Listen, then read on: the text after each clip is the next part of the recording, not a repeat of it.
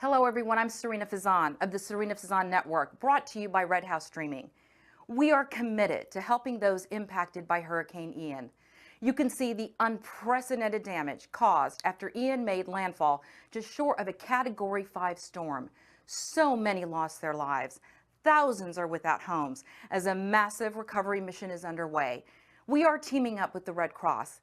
Please join us in this rebuilding effort. It's as simple as scanning the QR code or following the link below. Stay safe. Love in America is brought to you by Gold and Diamond Source. This month's Gems with Them birthstones to make perfect gifts. October has two spectacular birthstones, opal and tourmaline. Both have endless color combinations and beautiful coloring characteristics. To learn more, visit our website or come see us at the Gold and Diamond Source. Everyone has a story to tell. It's my mission to tell it. Unscripted, unedited. We are on the record. Hi everyone, I'm Serena Fazan and welcome the cool couple. The cool couple. And you guys are coming back because you are an amazing planner. You have a public relations business, but we couldn't even get to the wedding because we were talking about your engagement. Thank you so much, guys, for coming back on the show. Thank you for having us. Thank you again, yeah. So Craig, let's start with you. For Okay. people, you were episode 27, so I would encourage people to go back and watch episode 27. But why don't you give us a recap, if you can, Okay. of your love story? Okay, so our love story was, to keep it super simple, I was a wine and liquor distributor for a long time. She did a lot of athlete foundation events and needed sponsorships, and a mutual friend introduced us. We met, and she wanted some free vodka for Vinny LeCavalier's poker tournament. I provided it, and then we made a little friendly wager. I lost the wager. The wager was dinner at Burns. I bought dinner at Burns, and then that started our love story. And you have now been married for 8.5 years. Yes. It will be 9 years coming up on March 15th. And Brooke, okay, we've just already heard Burns Steakhouse, you know, the #1 steakhouse arguably in the world. Vinny LeCavier. I wasn't working for Burns at the time, full disclosure. So I am now, in case anybody's watching. I still can't get your reservation. Please don't call me. But share what you do. So I run my own boutique PR and event planning firm. I do high-end luxury weddings and events, social events, charity events, and also specialize in hospitality and lifestyle PR. And okay, she's being very humble right now. Major events. Give us just a snapshot of some of them. Well, I do a huge event for the American Cancer Society. That's a James Bond themed event with Bespoke & Company. It's a celebrity fashion show that's actually happening in a couple weeks. I have put together many food truck events for our neighborhood, which is kind of silly, but it's sort of turned into a really big thing. I did Vinny LeCavier's poker tournament for 10 years. I did a Super Bowl party for P. Diddy. I helped this college football playoff do the yacht village and the village for the Tampa Bay Sports Commission. It's all dependent on just what's happening at the time. But then I do I can say that I'm the shiksa that puts the shalom in people's life. I love doing mitzvahs. They're so fun to work with all the kids and make their visions come to life. And I do a lot of high-end weddings. So I have some beautiful weddings, the Vinoy, the Ringling, the Ritz-Carlton. I travel. Just really depends on what clients are looking for. I think that I find that my high-end clients, a lot of them are from Tampa and they want to either go places or they want to make something very special here. And I pride myself in not doing the cookie cutter events, the cookie cutter wedding. And even when it comes to PR, I'm definitely not your run-of-the-mill agency type person. You get me, you get my pitch. I mean, it's why we've been friends for so long. I make a point of publicly relating, I guess, if you will. And that's what I say to my clients, and that's why they stick with me a long time. I've worked for Burns for over 12 years. I make it personal and it's about them. I'm as much a part of the restaurant as they are a part of me. And I represent them in a way that I would represent myself. And I truly love my clients. You are fabulous, but the reason why I wanted you to name drop, I'm yes, I want you to name drop some of these things because then all of a sudden, here it is. It's your wedding. So Yeah, what does a wedding planner that many people rely on to share their most special day, what does the wedding planner do? Who is your wedding planner? Hire 5 others. And I'm not joking. So I have a group clearly a lot of planners are friends, and we were all friends, and some I'm closer with than others. And I have a mentor, Ian Prosser with Botanica, I think I mentioned in the last show, and we were all talking. He's like, you know, what should we do? And we all met, like literally like for drinks or something, and we're like, who's the nicest one of us all?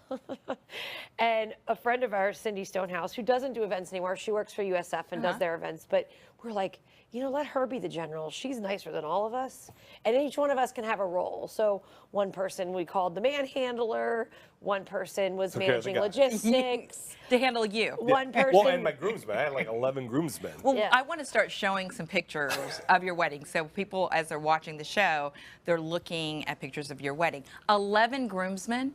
Yes. Wow. Just to try to keep up with her 12 or 13 At bridesmaids. 13. You had 13 bridesmaids. Look, I mean, I was 37 years old. At that time, like, I don't really care. I realize I'm not 25, but if this is what I want and these people mean something to me in a different way, that's what I wanted. And I didn't look at it as like I had 13 bridesmaids, and I'm that planner who's like, oh, you have 13 bridesmaids. I looked at it as like each person was up there for a reason and had a really important role in my life and in our relationship. And it's what I wanted. And I looked at it as, we got married at the Ringling Museum, and I specifically chose that because I had never done an event there, and I purposely had not. I had steered other brides to like the Ritz-Carlton or go to the Vinoy. Like, I wanted to kind of save it for my own thing. Did you always, okay, before you go further, when did you know you wanted to get married there? I can tell you that. And when I was in college, I was a senior at Vanderbilt, and in 1999, Great Expectations, the movie, came out. And at the end of the movie, Gwyneth Paltrow is standing there on the water with her son, and she's sparkling against the water. And I remember saying this because it's a friend of mine, and I joke, I want to sparkle like Gwyneth at my wedding.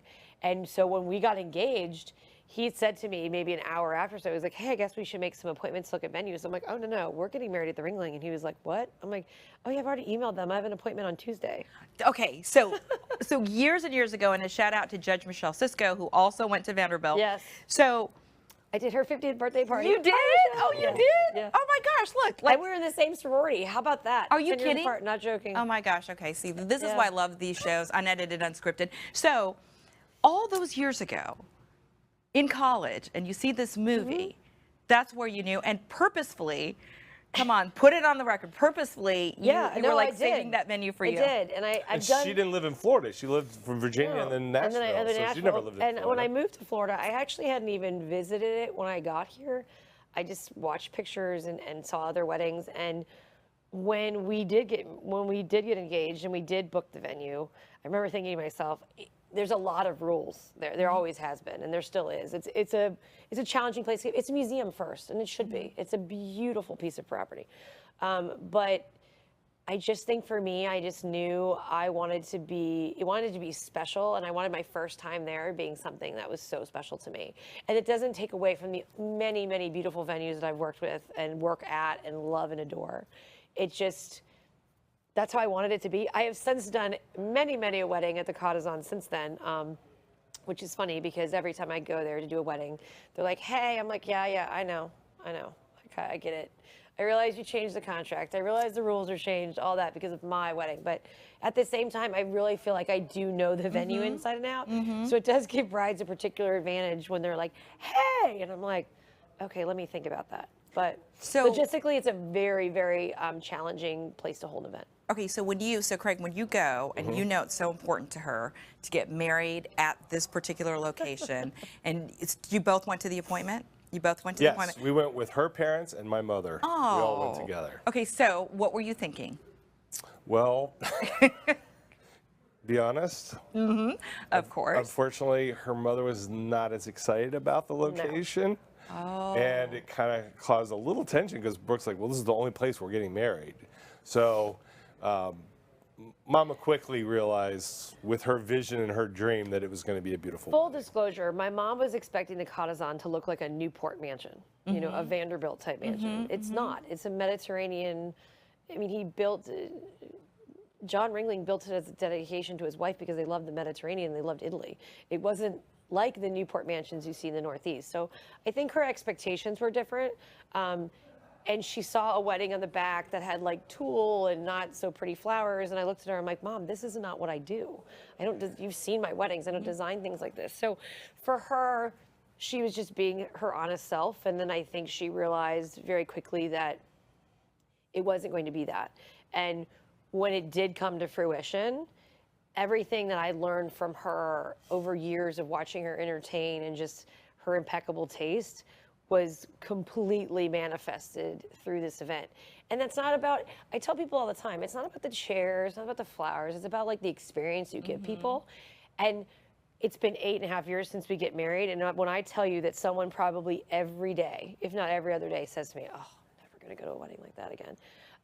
Which is exactly what I wanted to hear, because it's not about the pretty table or the mirror, whatever. I gave them a great experience. I mean, we had a great band. We had really good food. It was super fun. And that's what you have to remember when any event, whether it's your wedding, your mitzvah, you've got to remember that at the end of the day that you have those memories. That's what you've got. So forget about freaking out about your food and beverage or why the cookies are on time or whatever. That doesn't matter. You know, the question I have too on a larger, not just about your wedding, but since you are in this business, you have probably seen it a lot where there could be potentially some family tension.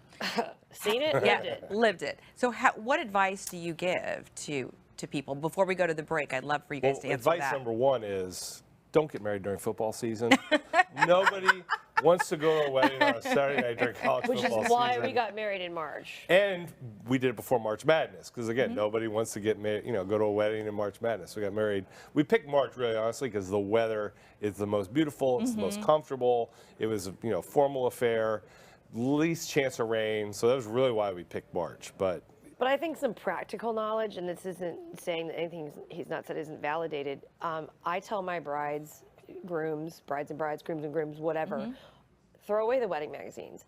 That's not your wedding. You're making your wedding. So you might want a cake that Sylvia Weinstock did that's $5,000. That might not be in your budget. Like, you got to understand that like everything that we create is going to be about what you want, and it's your day. It's not your mom's day, it's not your aunt's day, it's not grandma's day, it's your day. So just remember it's about you and your spouse, and that's what you have to take away from it. If there's something super important, for example, to your mom or your grandma, think about picking that battle. And whether you have a planner or not, because sometimes it's just not worth it. Why are you fighting over the fact that like your mom might happen to love peonies? Who cares? Why? Let her have some peonies. Give that to her in her bouquet. Find a way to make her feel like she's relevant or important. But at the end of the day, you still are going to get what you want. You're still going to make sure it's about you and your spouse's love, principles, the experience you want to give. If you want to play all country music, great. Your mom hates it, too bad.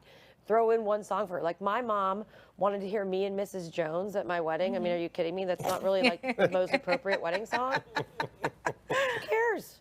Who cares? It made her day. My sister wanted to hear Mustang Sally, like 2 songs. And I'm like, wait a minute. Me and Mrs. Jones and Mustang Sally, like these are your requests? We didn't have to play the electric slide. His mother, God rest her soul, she loves the Carpenters. I hate the Carpenters. Again. It's 3 minutes of my life. Right. Who cares? But it's interesting. Made her happy. It was quite a production, setting up a 384-person sit-down meal and 2 bands, and and I did a couple days before the wedding go, Brooke, this is only going to happen once, so you need to make sure you enjoy this moment. And we had that conversation, and from like the Wednesday before the wedding on, she's like, you're right. I can't worry. Something's going to go wrong. I can only control what I can control. And she really enjoyed her own experience. And you have to hold that thought because we have to go to a commercial break because I want to hear much more about your day. But we're going to a break and we'll be right back. Stay with us. Thinking about getting engaged, planning to upgrade your wedding ring, or finally getting that Rolex? The Gold and Diamond Source can help you in many ways. You can start a layaway plan for only 10% down and 6 monthly payments. Take advantage of our 3 to 5 year interest-free financing. Or you can trade in your old broken jewelry and use it towards a new purchase. Come to the Gold and Diamond Source and find that perfect gift for the ones that you love.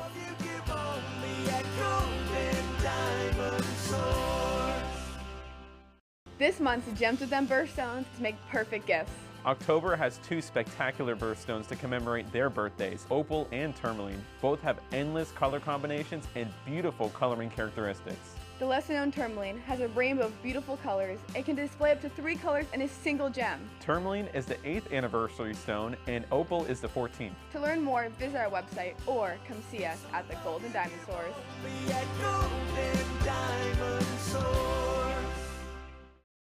Hi everyone, welcome back to Love in America. I'm here with Brooke Palmer and Craig Kuhl, the cool couple. And we are talking about your wedding and the big day and how you actually engaged 5 wedding planners to help plan your wedding. But during the commercial break and before we went to the break, Craig was saying to you that on the Wednesday before the wedding, he said, Brooke, you need to enjoy your day. But we went to the break and you said it was actually, there were some raised voices involved. Yeah, it was, I mean, you know, she was trying to make it perfect. And it was a big production and a lot of moving pieces. And, you know, you can only do so much. There's going to be a problem. There's going to be an error. Something's going to go wrong. And I really, you know, said, you got to enjoy this moment, because to put this much effort into it and be unsatisfied, it's a complete wasted opportunity in life. I appreciate the honesty, because what did you say then, Brooke? Well, but what I said, you know, I need to be the person that takes my own advice, right? I tell my brides, my grooms, everybody, at some point during this planning process, you are going to hate me. Like, I just had a bride texted me while we were standing here ready to get on the show, and she hired a vendor without telling me. And I'm sure she's mad because I'm like, hey, I actually had that vendor on hold and da-da-da-da-da. You need to communicate with me. But here's the thing. It's my job to push you forward. It's my job to also be your advocate. And you're going to hate me because you're going to freak out about something, because something will go wrong. I promise you. But I'm here to fix it. And it's also very normal to have those moments where, like, you are just freaking out over the stupidest stuff, like the shade of peach, or if the gift bags aren't right, or your mom's yelling at you about your hair. Let it go. But you were also saying that it's normal. It's normal to also get into a fight, maybe, with your fiance. Talk about that. Well, I just think get it all out. Because the day of your wedding, you don't need to be having a fight about shades of peach, or if you're worked up about the guest list or whatever. Fight about it a few days before and say, just let me just say my piece and get it over with. Because then Thursday, Friday, Saturday, when all your friends and family are there, you're not fighting about it. You've got it over with. You put it, you know what I'm saying, you brushed it under the rug, you talked it through, and you're moving forward. I remember the morning of our wedding, I sat on the porch, or the balcony of my hotel room, and watched 3 manatees swim in the little harbor in Sarasota Bay. And it couldn't have been a more perfect day. And I thought to myself, oh, you know, this is karma coming back for me. And finally, I get like a Chamber of Commerce weather. But I also thought, like, I needed that moment. I needed that 20 or 30 minutes with all the chaos that was literally outside the door from where I was sitting, just to let it be. Like, leave me alone. Let me eat my bagel in silence. Because people are going to be asking you for stuff all day. You're going to be photographed all day. Somebody's going to need you all day. Give yourself 20 or 30 minutes to just meditate, breathe, look at a manatee, eat a bagel. I don't know what it is. But I still remember that as something that was very poignant for me.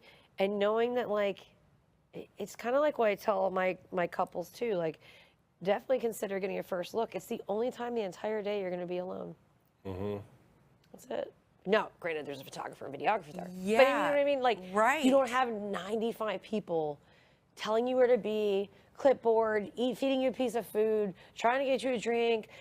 I got spilled wine on at my wedding. I mean, like, it just, something happens.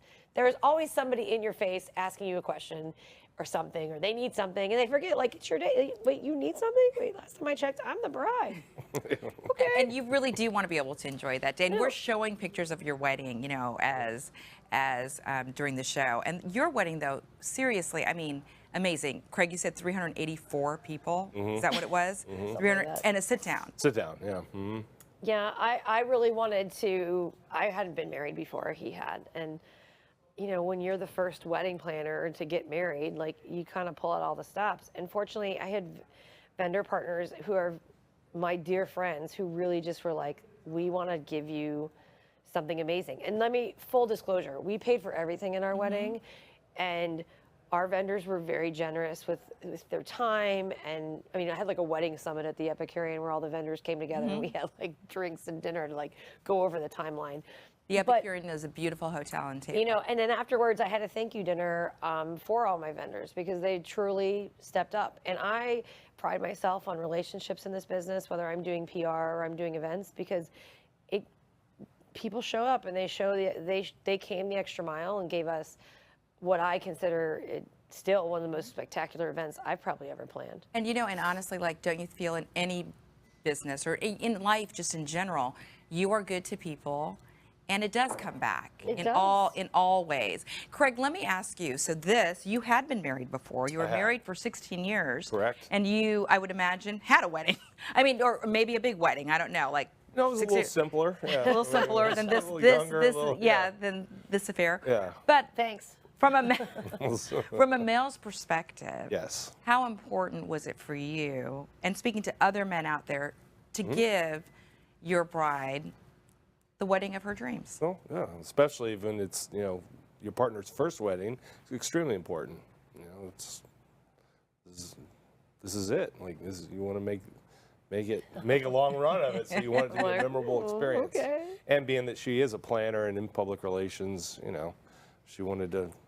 But I didn't do it for like the feature in Grace Ormond or Gail putting me on the news, as we talked about last time. Gail Guayardo, who works at the NBC affiliate, or was it Gail Sierens? No, it was Gail Guayardo who did it. She was at the wedding with her GoPro. Let me ask you though. I remember walking down the aisle and I looked over and she had it, and I was like, and there she is with the GoPro. I'm like, you really did it.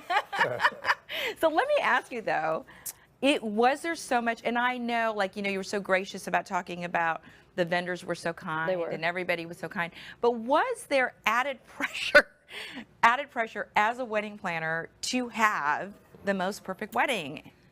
Maybe, I'd be honest, I'd be lying if I said at the time I maybe didn't feel that way. Do I feel that way now? No. And maybe that's me growing up, my experience, having done, a ton of events, either before and after that.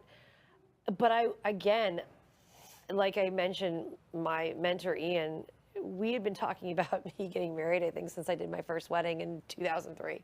So the fact that 10 years later, we're actually doing it, and he kept reminding me, like, you've got to just make it about you. You've got to make it about you and him. Like, forget all the rest of it. Like, we'll make sure it's all perfect. But again, it's the experience. At the end of the day, it wasn't about all that little minutia that I was so worried about at the time. I think it was about giving this amazing experience to my client, my client. I was the client. I was finally the bride, which was really weird because at one point in the process, it was about 3.5 weeks before the wedding, and I called the Ritz-Carlton, and they know this because I tell a story, and I've literally said to them in tears, I'm like, when do I get to be the bride? Oh. Because you can be patient to a point. But at some point, you are the client. And I've had similar experiences with other venues when I am the client. I'm like, wait a minute, I'm not a planner here, I'm the client. And you don't do this for my clients, so why now that I'm the client, you're doing this to me? And it's just a fact that like they've become so comfortable with you as a person and as a vendor. They're like, oh, you're cool about it, you're nice, you're this. I am cool and nice until I'm not, I guess. I'm the client. Well, and at the same time, like, I knew it was going to be executed perfectly, and it was beyond. I mean, the Ritz-Carlton was like a 13. They just literally went above and beyond to make sure that anything and everything was done right. And all my vendors did. And again, you should have that level of expectation when you're paying for things, but you should have that level of expectation because these people are your friends. And they wanted to give us a beautiful day. So speaking of paying for things, though, I know you guys had burned steaks at your wedding, so that's pretty incredible. Yeah. But for people, and and it's wonderful and such a blessing that you could put on such a beautiful wedding. But for people out there that might be, watching and saying, well, I don't know if I can have quite that wedding. What should people invest in? You don't have to have quite that wedding. I was fortunate, we are fortunate that my parents had the ability to give us such a beautiful day. But I've done weddings from all price points. I don't care if you're spending $100 or $100,000. Just because you have the money doesn't mean you want to spend it. So be smart with what you're spending it. Every single client, this is the first thing I say to them, other than the fact that they're going to hate me at some point, is what are your 3 most important things about your event? Is it the band? Is it the food? Is it an open bar? Is it your dress? What is it? Is your dress even in your budget? Who's doing what? Who's paying for what? Manage the expectations. Let's start there. Because if this is supposed to be your wedding, but your mom and dad are paying for it and your mom has really strong opinions, then let's address them and let's talk about it So again, we can integrate some of those opinions without you feeling like you're compromising your big day. And again, there's like lighting, for example. You can spend a little bit on lighting and it can change the way a whole room looks. You can change out a chair and the whole room looks different. You can change the linen that they don't give you at the hotel and the whole room looks different. So you don't have to do all 5 of those things. You can do one of them and it will make your wedding feel more special to you, more special to the guests, different than every picture you've seen of the wedding in that particular room or venue or whatever. So it's definitely decide what the 3 most important things are and then look at your budget. Like literally I'm doing this with a client where I'm taking Monopoly money and there's squares of like what each thing is and I'm putting the amount of Monopoly money in the squares. So they That's can a great physically, idea. they can physically understand, hey, you need a lot of Monopoly money in the food and beverage square because you want to serve Veuve Clicquot champagne and Chateau Latour, whatever. You don't necessarily want as much money in the hair and makeup square because you're willing to go to a blow bar and do your hair and makeup there and it's a little less than if we have someone on site. Not that it's bad or worse, it's just a function of like what works for you as the client. Craig, when you hear her talk though like this, are you like, yep, this is what my wedding was like and she knew exactly what she was doing? Well, my dad likes to say I had a budget and I exceeded it. No, her dad says, I gave her an unlimited budget and she exceeded it. So that's a little bit different. But you know, I find more and more couples, it's hard to do something local because then you're afraid you're going to mess, you know, you're going to not invite someone that's going to get hurt. Yeah. So I think more and more are starting to do destination weddings. So, you know, maybe in Italy and you spend all the money renting a nice villa and you don't have to do all the flowers and all the different stuff and you're going to have fewer people because just as expensive though, I'm telling you, but everybody. it'd be a smaller group, Yeah. you know, not everyone can Happy to just- go do it, but. Yeah. But right, but it's, you know, But it's it what you is, pay and for. I just, look, again, do not be that bride that makes like a B and a C list and all that nonsense. That's ridiculous. You know, if you come up with your guest list and it's 500 people, take the time, pare it down again. One thing that was a delineator, and even though we had a lot of people at our wedding, I was like, does this person have me in their cell phone? Do they know my middle name? Oh, good one. Do they know my dog's name? Ah. And if there was one of the 3 or 2 of the 3, it was like, Love it. only because they don't really know you. If they're just your Facebook friend, they are not on your wedding list. I'm so glad you mentioned the dogs though, because we've got to close out the show, and that's your favorite picture. My You said favorite picture. with you guys. Yes. With you guys and the dogs, and let's give a shout out to the Weintraubs. They are the sponsors, of course. For Thanks, Julie, again. sole sponsors for Love and Dating in America. Gosh, the cool couple. Thank you so much for coming back. Thank you Thank you for having us again. Absolutely, we Appreciate it. so appreciate it. And I ask you, if there's someone you like to recommend on the show, Brooke Palmer, thank you so much, by the way, for recommending Sarah and Raphael Perrier, who own Kawa Coffee. They were on. Please email us at production@redhousestreaming.com. We would love to hear from you. Also, you can share the show on multiple social media platforms, and we're also on Roku with some major announcements coming in the fall. So appreciate it, guys, again. Thank you for having us. I will say, if you can incorporate your pet in your wedding, do it. You'll never forget it. Okay. Yeah, of course. They're our family. Mine, They're our for family. sure. Stay safe, everyone. We'll see you next week.